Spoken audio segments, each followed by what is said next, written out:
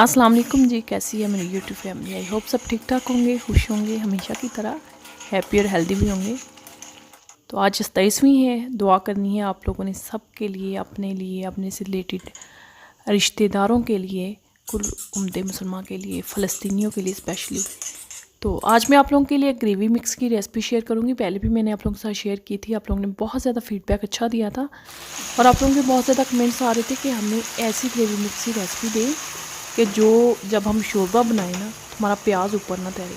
तो आज मैं बिल्कुल रेस्टोरेंट स्टाइल में आप लोगों के साथ ग्रेवी मिक्स जो है उसकी रेसिपी शेयर करूँगी, जिसे आप 100 से ज़्यादा खानों में यूज़ कर सकते हैं।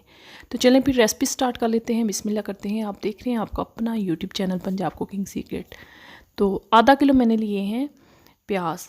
इसे हमने इस तरह से इसका छिलका उतार लेना है। छिलका उतार लेने के बाद हमने इसे अच्छी तरह से धो के सुखा लेना है। उसके बाद हमने इसे वॉश नहीं करना है। इस तरह से मैंने इसका छिलका जो है वो रिमूव कर दिया है। अब इसे हमने धो लेना है। तो अब इसकी कटिंग कर लेंगे, बारीक बारीक पतले पतले स्लाइस जो है वो कट कर सकते हैं। तो इक्वल शेप में कीजिएगा ताकि जब हम इसे फ्राई करें इसका कलर जो है वो बिल्कुल इक्वल आए।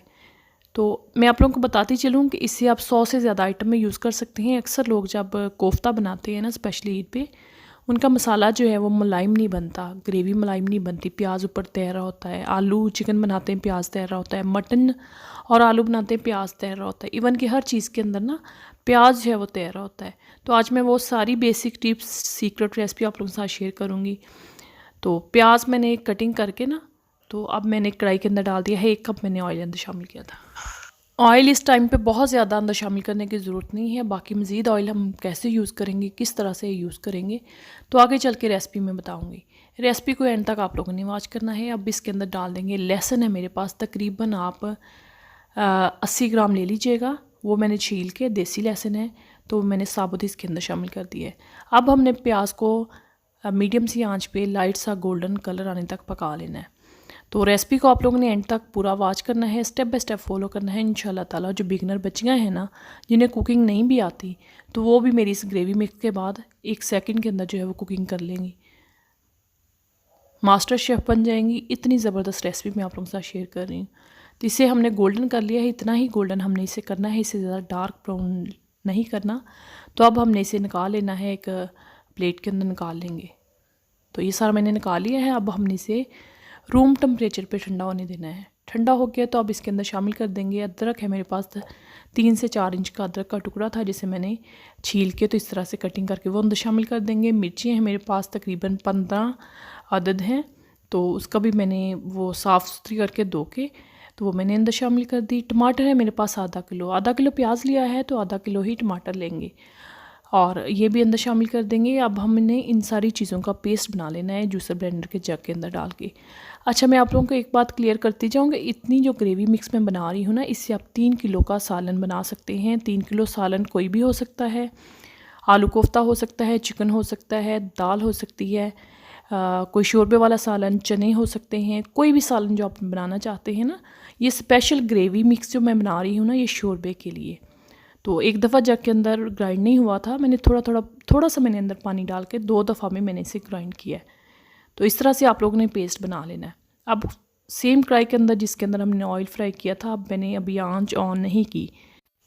तो ऑयल के अंदर 2 खाने के चम्मच लाल मिर्च का पाउडर शामिल कर देंगे, 1.5 खाने का चम्मच हल्दी शामिल कर देंगे,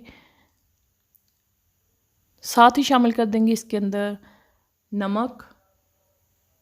नमक मेरे पास मोटा दानेदार नमक है तो मैं 1.5 खाने का चम्मच शामिल करूँगी। अगर आप लोगों के पास बारीक नमक है तो 3 खाने का चम्मच आप लोग नमक शामिल कर दीजिएगा। 2 खाने के चम्मच डाल देंगे सूखा धनिया जो है उसका पाउडर शामिल कर देंगे। 2 खाने के चम्मच ही ज़ीरे का पाउडर शामिल कर देंगे। बार बार के शामिल कर देना है। साथ ही हमने फ्लेम ऑन कर देनी है, हल्की आंच पे हमने इसे तकरीबन 1 मिनट के लिए फ्राई कर लेना है। हल्की सी खुशबू आने लग जाए, जलाना नहीं है, तो हल्की सी खुशबू आने तक हमने इसे फ्राई कर लेना है। आंच मैंने सारी चीज़ें अंदर शामिल करने के बाद मैंने आंच चलाई है, पहले आंच मैंने नहीं चलाई। ये स्पेशली ग्रेवी शोरबे के लिए है। अगर आप इससे सूखा सालन भी बनाएंगे तो वो भी ज़बरदस्त बनेगा, लेकिन ग्रेवी का मसला ये होता है कि ऊपर मसाले अक्सर लोगों के तैरे होते हैं, प्याज तैरे होते हैं, तो उनके लिए ये ग्रेवी मिक्स है। तो बना के आप ईद पे स्टोर कर सकते हैं, इंशाल्लाह ताला बहुत सारी चीज़ों में आपके काम आएगी। तो प्याज जो है वो मैंने अंदर शामिल कर दिया, जो हमने पेस्ट बनाया था ना वो सारे का सारा अंदर शामिल कर दिया। मीडियम आंच पे हमने इसकी बुनाई करते जाना है। इतनी बुनाई करेंगे इसका जो एक्सेस पानी है इसके अंदर मॉइस्ट है वो ख़त्म हो जाए और ऑयल सारा जो है वो सेपरेट हो जाए। और फिर मैं आगे जाके बताऊंगी कि बाकी और कौन से स्पाइसेस के अंदर जाएंगे, किस तरह से हम इस ग्रेवी मिक्स को यूज़ करेंगे। तो वीडियो को आप लोगों ने पूरा एंड तक वॉच करना है, मिसिंग ना किया करें, फिर आप लोग भूल जाते हैं, मिस कर जाते हैं, रेसिपी ख़राब हो जाती है। कहीं से भूल जाए अटक जाए तो पूछ लिया करें, मैं कोशिश करती हूँ मैं आप लोगों के हर सवाल का जवाब दूँ। तो मैंने तकरीबन 4-4 मिनट के बाद वीडियो शूट की, आप लोगों को दिखाया। तो मसाला हमारा जो है वो तकरीबन बुन चुका है, ऑयल सेपरेट हो गया है ज़बरदस्त सा। तो इस टाइम पे इसके अंदर डाल देंगे आधा खाने का चम्मच जो है वो काली मिर्च का पाउडर शामिल कर देंगे। मिक्स कर लेंगे अच्छे से। छींटे बहुत ज़्यादा उड़ेंगे एंड पे आके, तो आंच आप लोगों ने बिल्कुल हल्की कर लेनी है, स्लोली आंच पे हमने इसे भून लेना है। तो ज़बरदस्त सा हमारा जो ग्रेवी मिक्स है ये बुन चुका है। बहुत ही मज़ेदार किस्म का ये जो है वो ग्रेवी मिक्स बनकर तैयार होता है। अभी मैं आप लोगों को इसके साथ सालन बना के दिखाऊंगी। तो आप डिश आउट कर लेंगे। एक ठंडा करने के बाद आप लोगों ने डिब्बी के अंदर डालना है। गरम गरम आप लोगों ने इसे डिब्बी के अंदर डाल के कवर नहीं करना, अच्छे से ठंडा हो जाए फिर हम इसे किसी भी एयर टाइट कंटेनर के अंदर डाल के फ्रिज के अंदर रख के आप इसे 1 हफ़्ता 10 दिन तक आराम से यूज़ कर सकते हैं। फ्रीज़ नहीं करना, फ्रिज के अंदर रख के भी आप लोग यूज़ कर लेंगे, इसीलिए 10-15 दिन आराम से चल जाएगा, क्योंकि हमने इसकी बनाई जो है वो अच्छी खासी की है। टेक्सचर आप लोग चेक करें, लुक चेक करें। इससे कोफ्ते बनाएंगे ना तो आप लोगों की वाह वाह हो जाएगी, इतने ज़बरदस्त बनते हैं ना, बहुत ही ज़बरदस्त। कोई भी सब्ज़ी बना लें, कोई चिकन बना लें, कुछ भी बना लें। तो ये ज़बरदस्त मैंने ग्रेवी मिक्स आप लोगों को रेसिपी जो है वो दे दी है। तो अब एक पैन ले लेंगे। अब मैं आप लोगों को बताती हूँ कि हमें इसे किस तरह से सालन बनाएंगे। उसके अंदर मैंने थोड़ा सा ऑयल डाल दिया, 2 से 3 खाने के चम्मच। साथ इसके अंदर मैंने डाल दिया आलू, थोड़ा सा नमक डाल देंगे सब्ज़ी के हिसाब से। तो अब हमने इसकी बनाई कर लेनी है। आलू की पहले बनाई करेंगे 2 से 3 मिनट के लिए, इनका कलर चेंज हो जाए, लाइट से गोल्डन हो जाए, तो फिर हम इसके बाद इसके अंदर मटर शामिल करेंगे। अच्छा, अगर आप लोग ये वाली ग्रेवी मिक्स बनाते हैं ना तो आपकी जो खाना है, हांडी है किसी भी किस्म की, 100 गुना रूटीन की हांडी से ज़्यादा मज़े की बनेगी। एक दफ़ा आप लोग ट्राई करके देखिएगा, क्योंकि नॉर्मली जब हम हांडी बनाते हैं ना तो हमारी जो सब्ज़ियां हैं वो फ्राई नहीं होती है, मसाले के अंदर डालते हैं। इस तरह से आप लोग सब्ज़ियां फ्राई करेंगे, फिर इसके अंदर ग्रेवी मिक्स डालेंगे ना, मैं कहती हूँ लाजवाब, इतना ज़बरदस्त खाना बनता है ना कि सब आपसे रेसिपी पूछेंगे। जो बिगिनर बच्चियाँ हैं वो भी बना लेंगी।